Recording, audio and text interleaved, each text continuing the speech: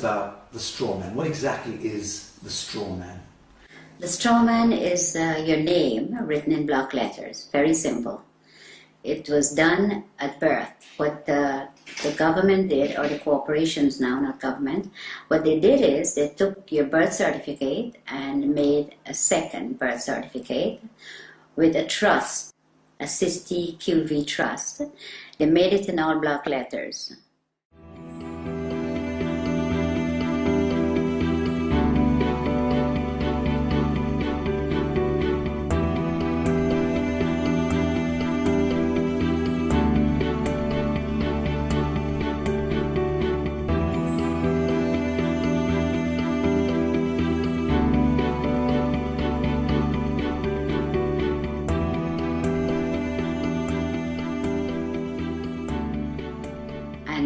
For them to interact with you, they have to interact with you as a fiction, because they're all corporations. Corporation cannot interact with real people. So they made a straw man. They call it the straw man because it has no soul and is spiritually dead. So let's break this down. You're born in the hospital room. A certificate of live birth is issued. What happens is that she has to register the child's birth. She has to go to the registration office and register. If she does not register, she will be taken to court, according to what the law is saying. They take the birth certificate that she registered as an informant then that she has the child, and they made a duplicate in all block letters. She didn't, they did. So they've turned a living child now into a trust, fiction. into a fiction. Trust, yes. Which has a certain value allocated to it. Value, yes. Millions of dollars or pounds. And that trust, let's call it a bond, because that effectively becomes traded thereafter. Yes, it becomes warehouse bond for money. So every human being that has been registered to the state or the crown by the mother ends up becoming some kind of a bond that is traded on the stock market. Yes. Without you ever knowing it. Yes, without disclosing. And this is happening since the early 1900s. What they've done is really fraud, because they're fraudulently taking your child's birth certificate and make it into a dead entity. The dead entity birth certificate is making billions of pounds or dollars, depends on which country you're in. So your straw man is considered a dead entity, and the corporation can interact with it. If you have to go to court, it's not going to be in your real name because they don't have it. All they have is the dead entity, and they interact with that.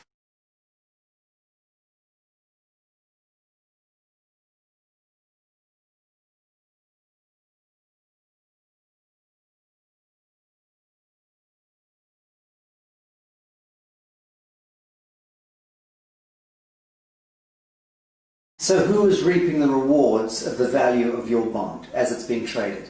I would say the Federal Reserve, which belongs to the royal family, and the HMRC, IRS, these are the people where your money goes once you are registered. The mother register you, that's where the money goes, to them. Okay, let's talk about the difference between your signature and your autograph. Okay, a signature is under the UCC, which is the fiction, the straw man. Your autograph is the real person. So if you go up to a movie star and says, "Can I have your autograph?" you never say, "Can I have your signature?" It's always autograph because you have flesh and blood. Signature is what you're signing every time they can go into your account and take money. And every time you do sign a piece of paper, you can bet that that signature of yours is being monetized, securitized. It is. By the banks, by everybody that you, wherever you sign, credit cards, everything that you sign, they're getting funds off your trust fund from that birth certificate. Okay, so fees and all sorts of things, and invisible costs are being discharged against your birth bond in that sense? Yes. Without you ever knowing about it? Without you ever knowing about it, yes. It was never disclosed to you. All the stuff was done without disclosing, And it's deception, it's fraud, and it's happening every day to everyone that's outside the inner circle. Okay, let's talk about the court system, because invariably your signatures lead you into a courtroom at some point, you know, whether it's for, and under the aegis of the court system, whether it's a marriage, a birth, a death, a registration of land, whatever. So we understand a little about the distinction between the signature and the autograph. What exactly is a court of law? Well, at the moment we don't have a court of law. We have a color of law, which is fiction. So when you go into a court system here or America, you walk into a system where there is no law. So it is lawless. So when you go in there and you speak to somebody doing business as a judge, there is no judge. You could ask the judge to see his oath. He doesn't have one. He's a cashier. Yeah, he's a banker. A banker. Yes. So when you sign any papers in the court, that's when he gets paid out of your 60 QV trust on your birth certificate. That's where he gets the money. If you go into the court, you still lose because it is not a court of law for you. In a situation like that, when should you use your signature and sign something, and when shouldn't you? There's a special way of, under the UCC, we go back to that, there's a special way of signing without responsibility for your signature. So that if you sign in the special way according to the UCC, you're not responsible for anything that's on the paper. Okay.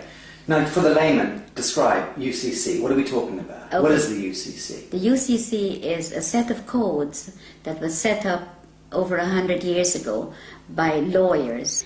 And with the Uniform Commercial Code comes contract law. It's all to do with contract. So we are not under any law.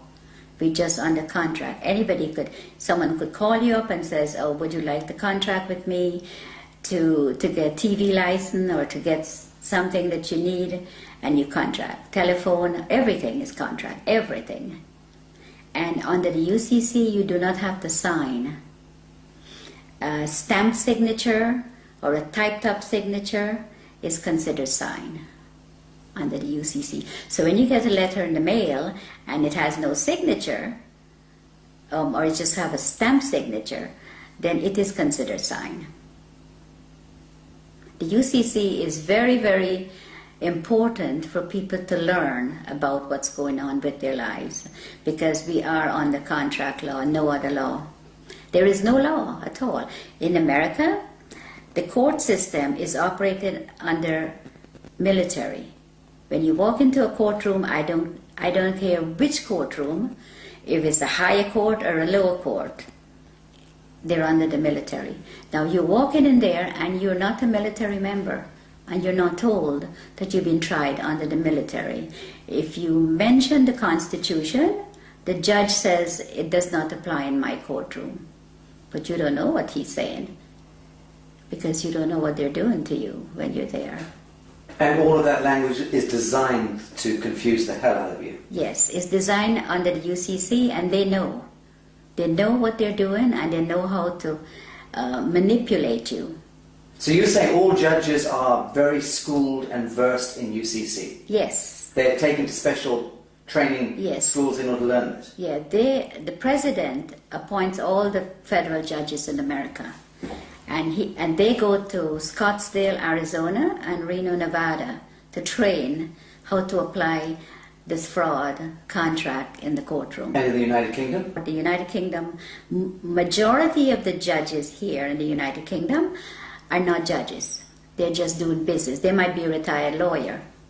They're doing business as judge. And so-called judges in Malawi and in Canada? All of them, exactly the same system. They're under the UCC. Okay, I want to talk about some mundane issues. Who owns your car? The DVLA in England. In the United Kingdom? Yes. Department of Vehicle Licensing right. Agency. Okay. Yes. Well, the DVLA owns the car. It tells you on your registration, you are not the owner. You are just the registered keeper. Now, if you look up registered keeper, it says a person who is responsible for taking care of the vehicle, pay the taxes, pay the license, pay the insurance, and take care of it. But the DVLA could take it from you anytime they feel like, crush it. They could clamp it. Because once you've registered it, you've handed it over to the Crown of the state. That's right, yes. It's no longer yours. It's not yours, never. So again, when you buy a car, you are invited to defraud yourself by then handing it over to the Crown of the state, unwittingly. Yes, because it's fraud, and they're committing this fraud, and they're not letting you know what they're doing. They make millions, hundreds of millions. The highway belongs to us. They says you have to pay to drive on the road. You don't. The DVLA is just a corporation set up by the Crown. All these corporations are set up by the Crown. The HMRC, the DVLA, they all do the same thing. So if you look carefully at your registration, it tells you right there. And in the United States of America, it's not the DVLA. What's the equivalent? It's the Department of Motor Vehicles. And again, they invite you to register the vehicle to them. Yes. They become the owner. They become the owner. The only reason to have a license when you drive a car is if you're doing taxi service or doing it for business. But if you're driving for your personal use, going to work, going to the market, take your family out, going on vacation, that you don't require a license. There is no law that requires No. you. You can move about the surface of the earth unmolested. Yes. That's law. That is the law. Yes, that is the law. But that's not what they're But telling these you. fictions, these costumes, these people wielding batons and guns and tasers, they've somehow been given license by the government to apprehend you, arbitrarily stop and search you, terrorize you, rip you out of your vehicle. Who gave the traffic enforcement officers the right to stop and apprehend people going about their God-given business? The corporations that they're under. The police are not constables. And the Queen took an oath to represent the sovereign people, which she's not doing. She's now a corporation herself. So the police is under corporate. They're not constables. Constables are the people who that beats the street and get to know your neighborhood and speak to the people. Keeps the peace. Keeps the peace, yes. But they're not constables. They're corporate police.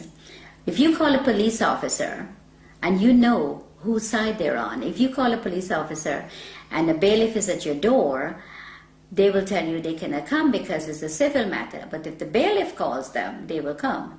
That means that they're not working for you, period. They're working for the parent corporation. They're working for the corporation, yes. They're corporate police. How many of the police do you think know this and understand this distinction? I think 90%. Do you really? I do. In the United States and in... And here, yes. Yes, 90% of the police know they're corporate police. They But surely then they understand that they are in serious breach of their foundational oath. And they should thereby surely understand that the Queen of England is in serious breach of her coronation oath, which requires her to intervene if her parliament or government is conducting any cruel and unusual punishments against the people. And it's my understanding that being stopped going about your business in the street and dragged out of your vehicle and beaten with a baton for whatever reason, that to me by definition is cruel and unusual punishment. Okay, but they're given that permission to do that by the corporation they're in. They are given. If they were not given that permission, they could not have done that. They could not drag you out of your car or molest you or take you to the station for no reason. But it's not a law that gives them the right. It's a statute. It's a technocratic words on paper, statutes that have allowed them contractually to go ahead and beat the citizenry, right? Okay, yes. But it's not lawful. No, it's not. It's entirely not. unlawful. It's legal and it's fraudulent activities, and they're being backed up by their corporate headquarters. So you cannot win because there's always somebody there to protect them, and they know that. So let's drill down into this. A policeman is there and should be able to respond to a living soul doing injury against another living soul. If they witness that, they have every right to intervene. In the same way that you and I can conduct a citizen's arrest. If we see that somebody's being harmed, we should step in and try to intervene. But that's really as far as it goes. They have no business trying to commercialize human beings and penalize us for walking across streets or for not stopping at an amber light or whatever. All of that stuff is just nonsense dreamt up by the corporation. It is. Right. Yes, it is. It's all fraud. Everything they do. And that's why they're giving the opportunity to do this to the sovereign people. Because the sovereign people are ignorant of the Uniform Commercial Code and contract law and how these people operate. They go into the court and they do the same thing. You tell them, don't go. Even if you don't go into the court, they still fine you for the same thing as if you go into the court. But if you go into the court and the police takes you there, you never win unless you know the law. And they know that you do not know the contract law and that you're under contract and you're walking into a trap. You go in there and the police or whoever is going in there with you, it's always they're the ones who win. You never win. Let's, for instance, say you're driving down the street, you have not hurt anyone, and you got stopped by the police. And the police breathalyze you and says, I have to take you in or I have to fine you. Or both of those. Who did you hurt? Who did you hurt? Who are you going to be paying this money to? You didn't hurt anyone. There's no victim. There's no victim. You have to be a victim under the common law. For there to be a crime. For there to be a crime. It's as simple as that. It is as simple as that, because to give you a ticket or to book you and take you to the station, who did you hurt? There is no one that you have hurt. That's just a commercial penalty. It is a commercial penalty. Okay, so we're getting the picture here that the court systems, the justice system, the policing system, all of these systems are designed to commercialize human beings, harvest them monetarily. Yes. Right. Yes. Very, very little of that expenditure, that energy goes towards keeping the peace. Oh, none of it goes towards None. keeping the peace. They don't keep the peace. All they do is they create the problem and then they find a solution. And then sell you that solution. Yes. And then penalize you if you don't accept the solution. That's right. Right, sounds like a very rigged casino to me, rotten to the core. It is. And it seems to me that the average human being would, if they understood this, would utterly reject this system. Of course. If they understood it. Of course. But of course most people are completely indentured to it, Yes. are mind controlled, Yes. reading the newspapers, watching the television, and repeating verbatim the bullshit that's taught to them. Yes. So the truth is, it seems to me that human beings are not predisposed toward hurting one another. We don't enjoy going to war. No. We don't enjoy No. hurting each other.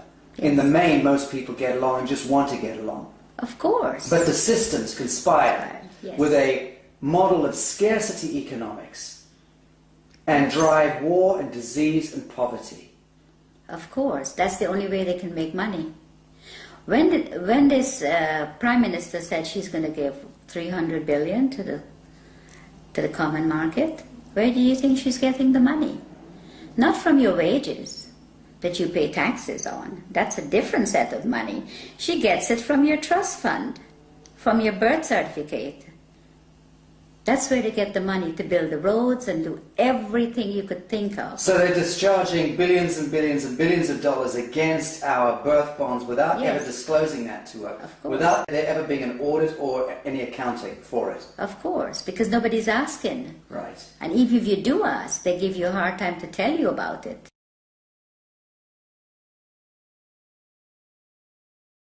So if you try to go and discover your own birth bond, let's call it that, and you try to discover the true value, how does one go about doing that? You apply to the Federal Reserve for it. There's forms that you can fill in, and you can, once you find the bonds and the serial numbers, you can get it from the Federal Reserve because they have it. And you can then discover the value of your bond? Of course. And the average, let's say, 50-year-old in the United States would be worth what? A 50-year-old in the United States, it could be worth hundreds of millions. But one comment, if you go on the website and you put in your birth certificate number, and it comes up only one, you have hundreds of thousands of people are trading on it. Right. That's only one that you know of. I think what I'm getting at is, what do you think it would be the median value of the average 50-year-old by the time they turn 50 in the United States? What is being traded I would say, in their name? maybe $1 billion, over $1 billion. Right. has been traded. Okay. Because when I checked, on one of my numbers is over 283,000 people are trading on it. Can you imagine how much money that is? So when we hear that the US has a debt of $23 trillion or whatever it is, that fictitious money was all pumped out of the air, but effectively it was discharged against the value of Yes. the people. Yes. Right, so that's where the fiction emerges. Yes. And it becomes this huge imbalance that no one quite understands. How on earth do we get that much money? They just made it up as they go along and tell us what they want to tell us. Yes, but they'll validate the making up of that money by, on paper, discharging it against the value of the citizenry. And the citizens' gold, our sovereign gold. We have gold. For every pound that if you weigh 8 pounds at birth, you have 8 pounds of gold set aside for you. Assigned to you by whom? By the Crown. In England? Yes. And in the United States? Yes. By the Treasury? Yes. And because the United States is owned by the Crown. Let's okay. So let's say there's 200 odd nations of the world. There's hundreds and hundreds of small island states. But there's about 200 nation states, big nation states. They are all of them a franchise of the Anglo-American Corporation. Yes. Let's call it that. Yes. And that the Anglo-American Corporation is an extension of the British Crown. Crown, yes. And the British Crown is collateralized by what, or backed by what? Gold. And by the people. The hundreds of millions of people. The British Empire has just went on the ground. It's still there. Controls the Bank of International Settlements, yes. controls all the reserve banks around the world and yes, so on. yes. Correct, correct. So at what point do you believe the world sees through this grotesque fiction and then addresses the source code and then writes it? I think if people get to know what the UCC and the contract law does, and your straw man is your main problem. Once you can control your straw man, and it is yours and not theirs anymore, then you're in the right path. This is beautiful what you just said. You're talking about reclaiming the fiction that was established, the false light. Yes. Reclaiming the false light that was established in your name, given your identity, so to speak, at birth, without your knowledge. You're talking about us needing to reclaim that false light and step into ourselves, our true selves, as a people of the world, in order to reclaim reality from the fiction. Yes. That's powerful. Yes, it is. And that's what I think everyone needs to do. All the sovereign people that's in poverty and whatever they put us in, that's what we need to do. We need to reclaim that, what they are making money on. That is ours. Then you wouldn't have wars, you wouldn't have people fighting for money, you wouldn't have poor people. Everybody will be okay. Everybody. But they do not want you to. If you do that, that will break down their system, and they do not want that. So once you know, you need to get into it, and you need to start reclaiming your straw man. It is yours. Now, Bibi, you learnt all of this the hard way. You were sitting in your office in the United States running a very successful real estate business a number of years ago. Very successful, selling 20 to 30 properties every month. Yes. You had a lot of your own properties, you were living there with your family. Yes. Life was good. Yes. And into your office walked a corrupt policeman and an IRS agent. Yes. And these gentlemen effectively put you on the spot, told you that there was one of your clients that you were selling a house to was a drug dealer. Yes. And which you had no idea. Yes. How would you know? And they effectively then tried to pin this a crime onto you by suggesting that you were effectively receiving laundered funds. Yes. And out of the blue, your life turned into some grotesque horror story. Yes. You were dragged into court, Yes. and the next thing, you were put in prison for 8 years. Yes. Your life destroyed. Yes. And that was where you learnt Yes. law. Tell us about this. Well, when I went to trial, and I I thought, well, how could they do this? I have shown for 10 years my bank statements, so they see that I had no money was laundered by me. The gentleman I sold the property to brought $5,000 of his own money, and he got a loan from the bank for the difference.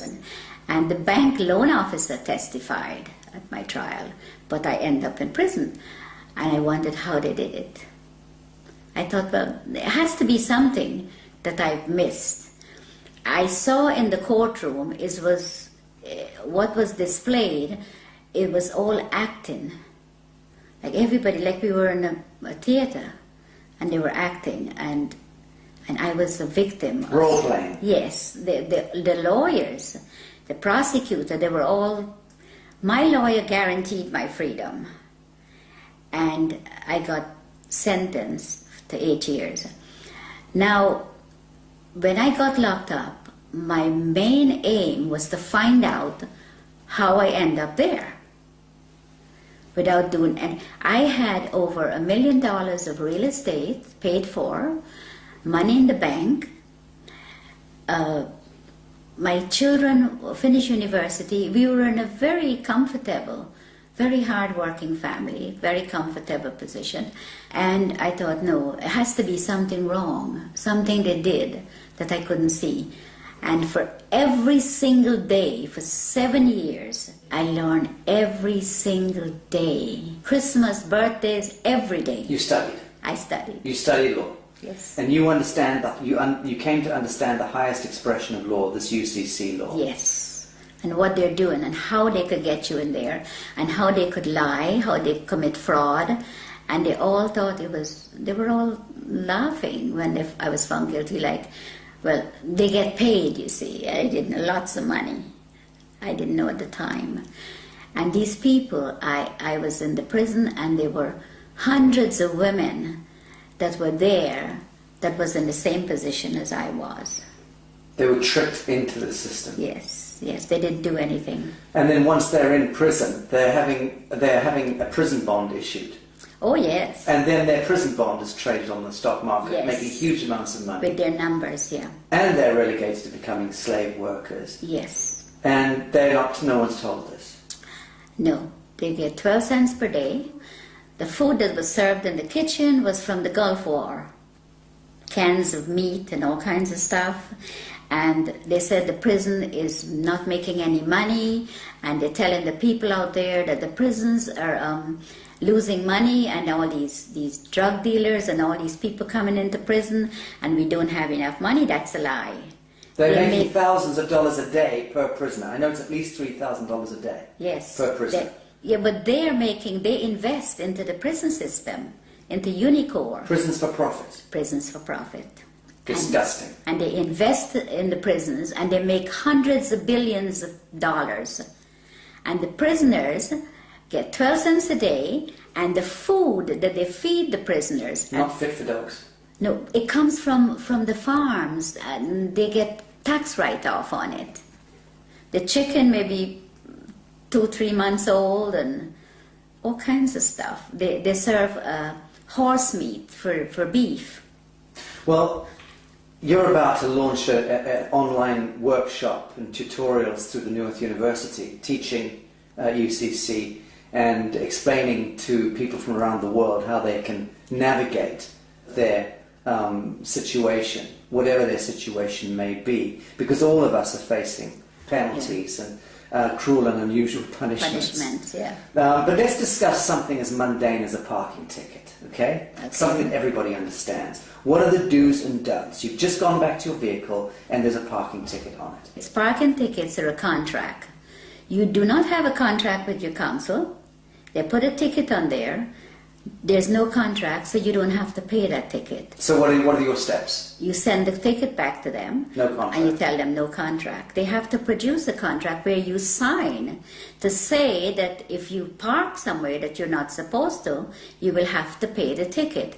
I remember someone showing me a ticket not so long ago, and the ticket had a CEO, it says CEO on the ticket, and a signature. CEO? Yes. Chief Executive Officer? Yes. So I sent the ticket back to the CEO, And I asked him, when was he there at 8 o'clock at night putting tickets on the cars? It just goes to show that people do not look at their tickets either because they don't know. And it's very sad because a parking ticket, why should you have to pay for parking when you own the roads? We own it. We own everything. So you've sent your parking ticket back with no contract on it. What are the next steps that they're likely to take? They would write to you and said you have to pay. If you pay within a certain time, it's only half. You have to pay half of the fine. What's your response? My response is I don't have to pay any because I don't have a contract with you. So again, you ask them, show me the contract. Yeah. I send them a letter and I ask them, I said, okay, the person that you addressed in this letter is spiritually dead and have no soul, which is your straw man. The straw man. Yes. And I said that I had not given you permission to use it to make money, and there's a fine behind this of £250,000 every time you use it. They refused to answer, so I sent them, the following letter was a default letter. I says, you're now in default for not responding, because that's what they're going to do to you. So you played law against them? Yes. Good. Yes, so when I sent them that, 5 days later, I received a letter stating that the account is closed and I do not owe. Very good. Thank you for that. Well, that's rather straightforward. Let's discuss mortgages, because this is the bane of most people's existence, is needing to secure their home. Everyone has the right to a home in this world. And mortgages, I mean, what's the etymology of mortgage in the first instance? Death grip, isn't it? Yes, it is. It is. Mortgage means death grip in French. Well, the mortgage is what they do is just a front. Because the minute you miss a payment, when you get a mortgage from the bank, they're after you. The first time you miss a payment, it goes straight into the insurance company that the mortgage company have. And they want you to miss a payment. And they want you to miss a payment because they don't lend you money. But let's go back. Your house is, let's say, worth $100,000. Now, when you apply for a mortgage, they don't have the $100,000, but you come along with your block black capital signature, you sign the application, they then monetize your signature by having $100,000 worth of your value discharged against your treasury bond. Yes. That money they then lend to you, and they double dip because they then get you to pay that money back plus interest. What they do is they don't lend you that. They don't lend you anything. You fill up your papers and you sign. The signature is what they want. Then they tell you, okay, you have to be a good boy and you have to be a good credit and you can borrow from me. So they lend you a piece of paper that you sign with very fine writing in the back. That's where the legalese comes in because that's what they do. Then you sign it, signature. They take that and they tell you, okay, the funds will be ready in 2 to 3 days to come back. The following day with the signature, they go into your trust fund and they get paid the $100,000. They never disclose to you that, okay, we got paid, so the house is now yours. No. They come back when you go, and the third day, they've already got their money. They say to you, okay, this is the agreement. You pay so much every month, the interest rate, all that you've already signed for. So now they put the $100,000 on the computer screen for you, so you can finish your house closing. Now that $100,000 is just numbers. It is not money, because they all own the banks. So there's no money pass, no cash, just paper. But they have your $100,000 already. If you don't pay, they take the house. They don't want nothing. They want the property because the money is just paper. It has no value. So the property has value, so they take the property.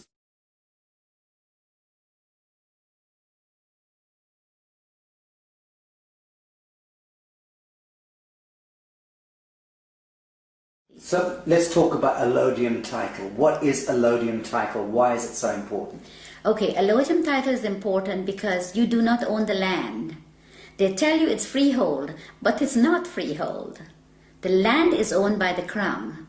All the land in England. I'm a farmer in Minnesota, and you're saying that my land is owned by the Queen. Yes. I'm a farmer in Mozambique, your land is owned by the Queen. The Queen of England. The Queen of England. She owns all the land. So what happens is, you own that piece of brick that's sitting on it, that they call freehold or your house. You own that. You don't own the land. So the land, the allodium title, is to own your land. So you can put a sign up and says, no trespassing, private property. When you put that sign up, you have to own the land. Because owning the house doesn't mean anything. It's the land they want. See, the bank takes the house, which is part of the crown, and the crown owns the land. That's how it works. And you don't own anything. Ever. Ever. You are just a mere user.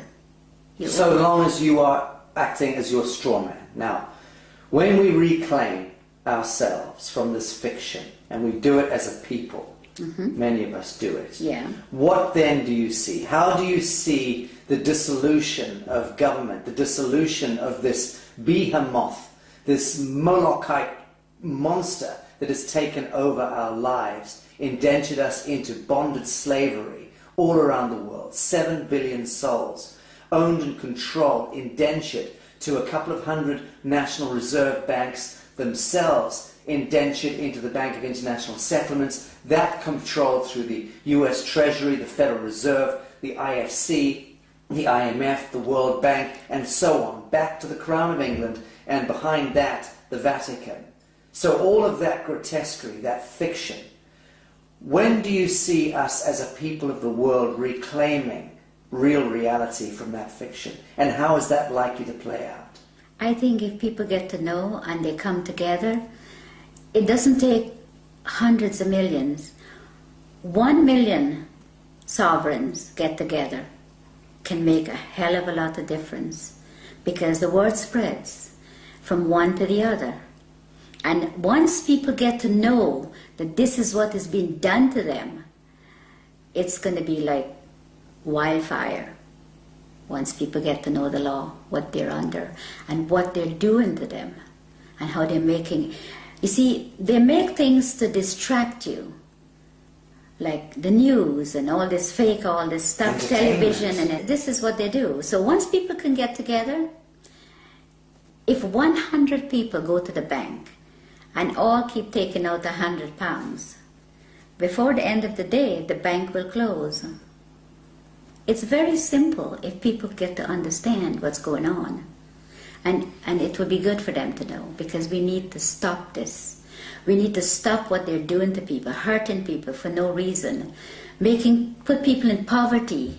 And by they, we're talking about the parent corporation. The parent corporation, The yes. banks and governments and justice systems all working to penalize and harvest humanity. Yeah, they're in bed together, everybody. They said, if they send you to the Citizens Advice Bureau, don't even bother to go, because they're working too with them.